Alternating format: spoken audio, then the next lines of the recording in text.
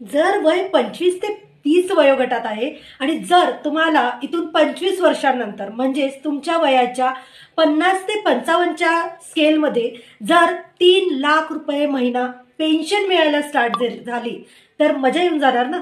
तर चला ऐकूया सोल्युशन. जर तुम्ही आज 10,000 रुपयाची SIP स्टार्ट केली, त्याला फक्त 10% स्टेपअप केली आणि 25 वर्ष कंटिन्यू ठेवली आणि 12%चा जरी CAGR मिळाला तरी सुद्धा तुमच्याजवळ 4 कोटी एवढा फंड क्रिएट होऊ शकतो आणि तोही अगदी कमीत कमी सांगतेय मी. जर जास्ती झाला तर पेन्शन जास्ती सुद्धा असू शकते.